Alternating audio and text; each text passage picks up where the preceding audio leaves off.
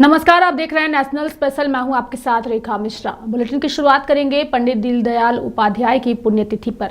दरअसल पंडित दीनदयाल उपाध्याय की पुण्यतिथि के मौके पर जेपी नड्डा, योगी आदित्यनाथ सहित तमाम नेता उन्हें श्रद्धांजलि अर्पित कर रहे हैं। आपको बता दें कि भाजपा के राष्ट्रीय अध्यक्ष जेपी नड्डा ने भाजपा मुख्यालय में पंडित दीनदयाल उपाध्याय को उनकी पुण्यतिथि पर श्रद्धांजलि अर्पित की। साथ ही उत्तर प्रदेश के मुख्यमंत्री योगी आदित्यनाथ, उप मुख्यमंत्री ब्रजेश पाठक और अन्य मंत्रियों व पार्टी नेताओं ने भी पंडित दीनदयाल उपाध्याय को उनकी पुण्यतिथि पर श्रद्धांजलि अर्पित की और उन्हें याद करते हुए उन्हें नमन किया। वहीं भाजपा सांसद बांसुरी स्वराज सहित पार्टी के अन्य नेताओं ने भाजपा मुख्यालय में पंडित दीनदयाल उपाध्याय को उनकी पुण्यतिथि पर श्रद्धांजलि अर्पित की। बता दें कि पंडित दीनदयाल उपाध्याय की पुण्यतिथि को समर्पण दिवस के रूप में मनाया जाता है। यह कार्यक्रम क्षेत्र के सभी जगहों पर जो है वो आयोजित किया जाता है और इसी को लेकर के आज तमाम भाजपा के जो नेता हैं वो पंडित दीनदयाल उपाध्याय की पुण्यतिथि पर उन्हें याद करते हुए उन्हें नमन कर रहे हैं और साथ ही उन्हें श्रद्धांजलि अर्पित भी कर रहे हैं। उपाध्याय जी की पुण्यतिथि के अवसर पर या उनकी प्रतिमा के आगे हम सब लोग एकत्र हुए और पंडित दीनदयाल जी के दिखाए मार्ग पर भारतीय जनता पार्टी का एक एक कार्यकर्ता चले, इस संकल्प के साथ, इस आह्वान के साथ यहाँ पर हमारे राष्ट्रीय नेतृत्व श्री वी सतीश जी का संबोधन हुआ है और उनके संबोधन को हम सब ने आत्मसात किया है और एक बार फिर से सहजता और सरलता का संकल्प लेते हुए राष्ट्र को आगे बढ़ाने का एक दृढ़ निश्चय करके हम लोग यहाँ से जा रहे हैं। पंडित दीनदयाल उपाध्याय जी की पुण्यतिथि का कार्यक्रम है जिस पर हम लोग उनको श्रद्धांजलि अर्पित करने के लिए आए हैं। पंडित जी की अंत्योदय की विचारधारा से ही प्रेरित होकर आदरणीय प्रधानमंत्री श्री नरेंद्र मोदी जी ने सबका साथ, सबका विकास, सबका विश्वास और सबका प्रयास के मूल मंत्र भारतीय जनता पार्टी के एक एक कर्मठ कार्यकर्ता को दिया है।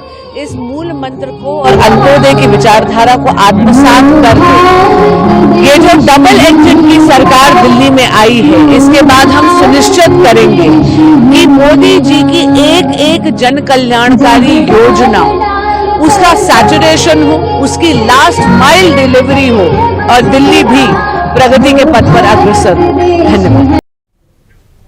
बढ़ेंगे आगे और बात करेंगे अरविंद केजरीवाल की, जिन्होंने आज दिल्ली में पंजाब के तमाम विधायकों की बैठक आयोजित की है। साथ ही इसमें पार्टी के वरिष्ठ नेता भी आमंत्रित है, जिसको लेकर के जब जब शिवसेना के सांसद से सवाल किया गया, यानी कि आपको बता दें कि इसको लेकर सवाल किया गया तो सभी की प्रतिक्रिया सामने आ रही है। इस बीच बीजेपी सांसद संजय जायसवाल ने भी जो है वो अरविंद केजरीवाल को लेकर के जो बैठक आयोजित की गई है उनकी ओर से पंजाब के नेताओं के साथ उस पर अपनी प्रतिक्रिया व्यक्त की है।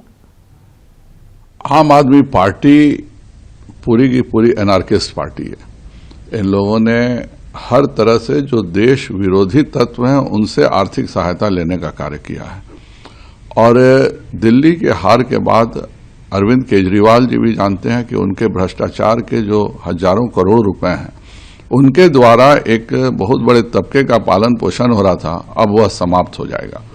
और इस कारण से अरविंद केजरीवाल घबराए हुए हैं कि दिल्ली की तरह अब पंजाब में भी उनकी सत्ता हमेशा के लिए चली कहीं नहीं जाए और इसी को रोकने का एक असफल प्रयास कर रहे हैं।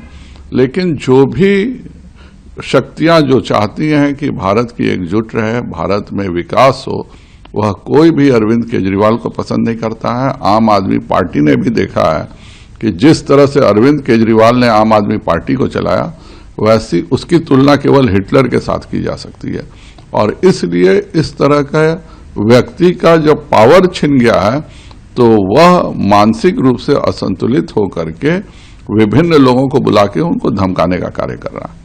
पंजाब के एमपी हैं मलविंदर कांग, उन्होंने कहा ये एक रेगुलर मीटिंग है, ऐसा कुछ भी हमारे बीच में नहीं है। तो क्या लगता है आपको, कितना सही है ये? अब रेगुलर मीटिंग होगी। अरविंद केजरीवाल दिल्ली से पूर्णतः बेरोजगार हो चुके हैं। जब तक पंजाब के विधायक उनका साथ नहीं छोड़ते हैं तब तक किसी बहाने उनको बुला करके उन्हें चाय नाश्ता करा के यह जरूर दिखाने का प्रयास करेंगे कि आम आदमी पार्टी पर आज भी उनका कंट्रोल है। लेकिन सही स्थिति यह है कि आम आदमी पार्टी जिस एजेंडा को लेकर बनी थी उसको अरविंद केजरीवाल ने स्वयं खत्म करके एक गांधी परिवार की तरह केजरीवाल परिवार का एजेंडा चलाया और दिल्ली की जनता ने रिजेक्ट कर दिया है। देश में आम आदमी पार्टी जितनी तेजी से 2013 में आई थी उतनी ही तेजी से शिवसेना यूबीटी सांसद संजय राउत से जब इसको लेकर के सवाल किया तो उन्होंने कहा यह अरविंद केजरीवाल और उनकी पार्टी का अंदरूनी मामला है। बात ऐसी है, पंजाब में आम आदमी पार्टी की सरकार है और पार्टी का जो हाईकमांड है, केजरीवाल जी हो गए या मनीष सिसोदिया जी हो गए, वो दिल्ली में बैठे हैं। अगर दिल्ली के रिजल्ट के बाद यहां के हाईकमांड ने पंजाब में अपनी पार्टी को ठीक ठाक करने के लिए कोई कदम उठाया होगा और उनको बुलाया होगा, तो उसमें गलत क्या है? उनका पार्टी का अंदरूनी मामला है। पंजाब एक महत्वपूर्ण राज्य है, बॉर्डर स्टेट है और वहां ध्यान देना चाहिए। बढ़ेंगे आगे और बात करेंगे छत्तीसगढ़ की, जहां आज नगरीय निकाय का चुनाव जो है वो कराया जा रहा है। इस दौरान मतदाताओं में खासा उत्साह नजर आ रहा है। सभी अपने घरों से बाहर निकल करके मतदान केंद्रों पर पहुंच रहे हैं और अपने मत का इस्तेमाल कर रहे हैं।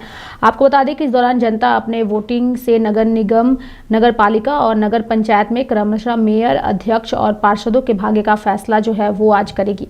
रायपुर नगर निगम समेत 10 नगरीय निकायों में मतदान जो है वो हो रहा है। सुबह 8 बजे से शाम 8 बजे तक वोटिंग होगी। छत्तीसगढ़ नगरीय निकाय चुनाव के लिए भाजपा के महापौर प्रत्याशी मनीष चौबे ने भी अपना वोट डाला है। 10 नगर निगमों के महापौर और पार्षद चुनाव के लिए आज मतदान जो है वो हो रहा है। मतगणना 15 फरवरी को होगी। रायपुर छत्तीसगढ़ नगरीय निकाय चुनाव के लिए भाजपा महापौर प्रत्याशी मीनल चौबे ने भी अपना वोट डाला है। बता दें कि 10 नगर निगमों के महापौर और पार्षद चुनाव के लिए आज मतदान हो रहा है और मतगणना 15 फरवरी को होगी। देखिए, चुनाव में हमें पूरा विश्वास है कि इस बार जनता है वो भारतीय जनता पार्टी के पक्ष में मतदान कर रही है। जनता में काफी उत्साह देखने को मिल रहे हैं। मैंने लगातार 15 वर्षों तक नगर निगम में जनता के अधिकारों के लिए काम किया है, भ्रष्टाचार के खिलाफ काम किया है, तो जनता मुझे मेरे अनुभव का पूरा लाभ देगी और हमारे पक्ष में मतदान होगा। 15 साल तक निश्चित रूप से मैंने सपरिवार यहाँ पर आकर मतदान केंद्र में आकर अपने मताधिकार का उपयोग किया है। आप सभी से भी आग्रह करता हूँ कि अपने घरों से निकलें, मतदान केंद्र में आए और मताधिकार जरूर करें। ये लोकतंत्र का महापर्व है, इसमें अपनी आहुति दे। सुंदर शहर के निर्माण के लिए, विकसित शहर के निर्माण के लिए भारतीय जनता पार्टी के अटल विश्वास पत्र पर भरोसा करें, कमल का बटन दबाएं, सुंदर और विकसित शहर पाएं। कितनी सीटें आ रही हैं? सभी सीटों पर भारतीय जनता पार्टी जीतने वाली है। अटल जी के विश्वास पत्र के क्या कहें? अटल विश्वास पत्र शहरों के समग्र विकास का रोड मैप है। इसमें युवाओं के लिए प्रावधान है, महिलाओं के लिए प्रावधान है, गरीबों के लिए प्रावधान है और एक समग्र रोड मैप शहर के विकास का हमने बनाई है। जनता उस पर भरोसा करेगी और कमल का बटन दबाएगी। महिलाओं का कितना साथ रहेगा? महिलाओं का पूरा साथ है, युवाओं का पूरा साथ है, शहर की जनता का पूरा साथ है। उत्तर प्रदेश के प्रयागराज में लगातार श्रद्धालुओं का तांता देखने को मिल रहा है, जिसकी वजह से पूरे क्षेत्र में जाम की समस्या भी देखी जा रही है। इसको लेकर के योगी आदित्यनाथ ने एक बैठक भी बुलाई। वहीं उत्तर प्रदेश की सुरक्षा व्यवस्था और महाकुंभ में जाम की स्थिति को लेकर के जब उप मुख्यमंत्री ब्रजेश पाठक से सवाल किया गया तो उन्होंने क्या कहा वो भी आप सुनिए। महाकुंभ की व्यवस्था को बेहतर से बेहतर बनाने का काम किया जा रहा है और बड़ी संख्या में श्रद्धालु पहुंच रहे हैं। 45 करोड़ से अधिक श्रद्धालु वहां पहुंच चुके हैं और लगातार श्रद्धालुओं का आना जारी है। हमारी सरकार सबसे अच्छी व्यवस्थाएं कर रही है और लगातार उसमें सुधार भी कर रही है। उसके बावजूद देखिए, विपक्ष और खासकर समाजवादी पार्टी के लोग सनातन पर अनर्गल टिप्पणियां करते रहते हैं, जबकि दुनिया का हर सनातन धर्म मानने वाला व्यक्ति आज पवित्र संगम पर पहुंच करके पुण्य प्राप्त करना चाह रहा है। हमारी सरकार उस दिशा में प्रतिबद्धता के साथ।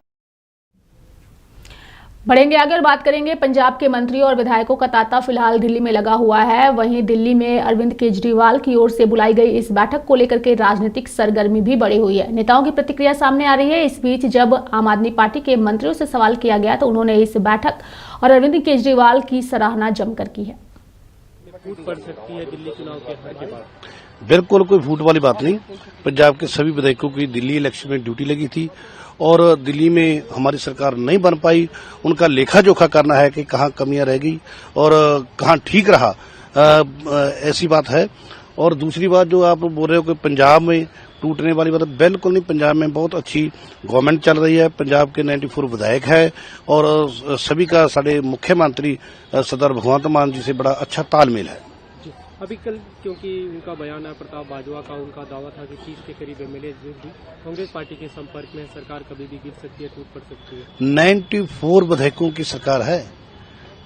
प्रताप सिंह बाजवा जी बिल्कुल गलत और झूठ बोल रहे हैं। झूठ बोलना उनकी आदत है।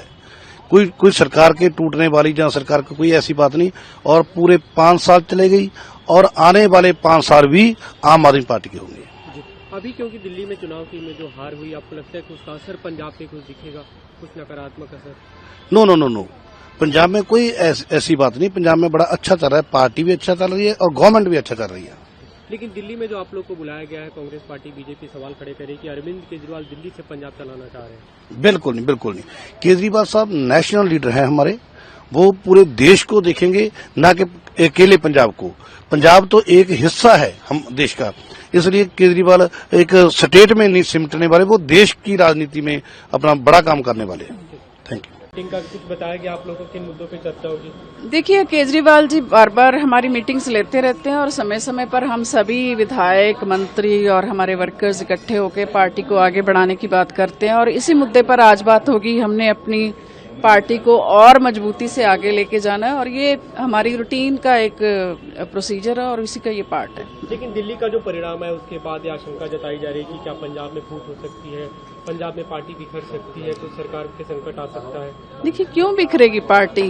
दिल्ली में हमने बहुत मेहनत की है। ये अलग बात है कि बीजेपी ने अपने हथकंडे अपना के अपनी जीत हासिल की है, लेकिन हमारा वोट प्रतिशत ज्यादा कम नहीं हुआ। लोग अभी भी हमारे साथ हैं और जहां पर हमारी कमियां हम उनको पूरी करेंगे। टूटने की तो कोई बात ही नहीं है। पंजाब कुछ के जो मुद्दे हैं, आपको लगता है कि कुछ आपको रणनीति बदलने की जरूरत है पंजाब में सरकार बचाने के लिए? देखिए, पंजाब के लिए मान साहब बहुत ही एनर्जी के साथ काम कर रहे हैं और पहले भी उन्होंने पंजाब के लोगों के लिए काम किया और हमने शिक्षा को लेकर, हमने सेहत को लेकर जो काम किया उससे भी आगे लेके जाएंगे। और जहां पर लोगों को कुछ प्रॉब्लम्स आ रही हैं कि हमें ये चाहिए, तो उन चीजों को हम कंसिडर करेंगे। अभी दिल्ली की हार की बात, क्योंकि अरविंद केजरीवाल आप लोग को यहाँ बुला रहे हैं, ये सवाल खड़े हो रहे हैं कि क्या पंजाब में अरविंद केजरीवाल की भूमिका बढ़ रही है, वो पंजाब को एक तरह से चलाना चाह रहे हैं? देखिए, केजरीवाल जी सुप्रीमो है और हम सब उनकी कह लो कि एक फौज की तरह है, तो मीटिंग्स तो कर सकते हैं, इसमें कोई बड़ी बात नहीं है। ऐसी ये विपक्ष की फैलाई हुई बातें हैं।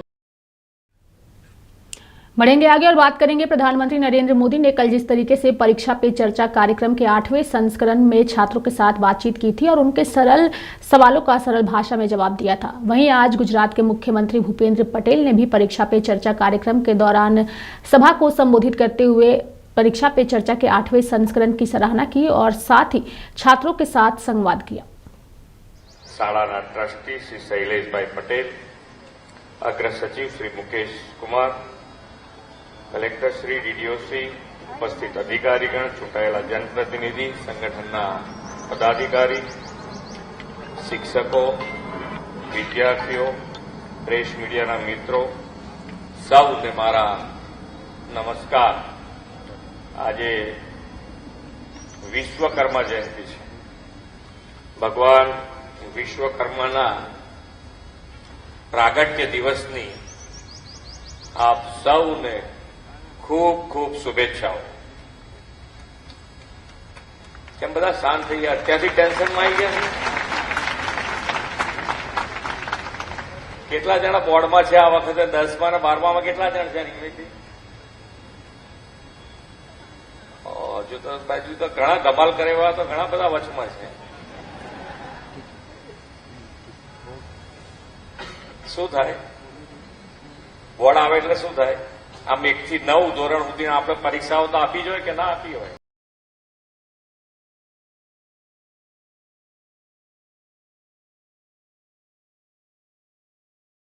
શાળાના ટ્રસ્ટી શ્રી શૈલેષભાઈ પટેલ, અગ્ર સચિવ શ્રી મુકેશ કુમાર, कलेक्टर श्री डीडीओसी। बढ़ेंगे आगे और बात करेंगे प्रधानमंत्री नरेंद्र मोदी की, जिन्होंने वर्चुअल तौर पर इंडिया एनर्जी की शुरुआत की और इस मौके पर उन्होंने अपनी बातों को भी रखा और ये कहा कि भारत आज केवल अपना विकास नहीं कर रहा है बल्कि पूरे विश्व का विकास कर रहा है ऊर्जा के क्षेत्र में। सम्मानित अतिथिगण, अन्य महानुभाव, देवी और सज्जनों, इंडिया एनर्जी वीक में देश और दुनिया भर से यहां यशोभूमि में जुटे सभी साथियों को नमस्कार। आप सभी सिर्फ एनर्जी वीक का हिस्सा भर नहीं है, आप भारत की एनर्जी एम्बिशंस का महत्वपूर्ण हिस्सा है। मैं आप सभी का अभिनंदन करता हूं। विदेश से जो मेहमान आए हैं, मैं उनका भारत में स्वागत करता हूं। साथियों, दुनिया का हर एक्सपर्ट आज कह रहा है कि 21st सेंचुरी भारत की सेंचुरी है। भारत अपनी ही नहीं, दुनिया की ग्रोथ को भी ड्राइव कर रहा है और इसमें हमारे एनर्जी सेक्टर की बहुत बड़ी भूमिका है। भारत की एनर्जी एम्बिशंस 5 पिलर्स पर खड़ी है। हमारे पास रिसोर्सेज हैं जिनको हम हार्नेस कर रहे हैं। दूसरा, हम अपने ब्रिलियंट माइंड्स को इनोवेट करने के लिए प्रोत्साहित कर रहे हैं। तीसरा, हमारे पास इकोनॉमिक स्ट्रेंथ है, पॉलिटिकल स्टेबिलिटी है। चौथा, भारत के पास स्ट्रेटेजिक ज्योग्राफी है जो एनर्जी ट्रेड को ज्यादा आकर्षक और आसान बनाती है। और पांचवा, भारत ग्लोबल सस्टेनेबिलिटी के लिए कमिटेड है। इससे भारत के एनर्जी सेक्टर में नई संभावनाएं तैयार हो रही है।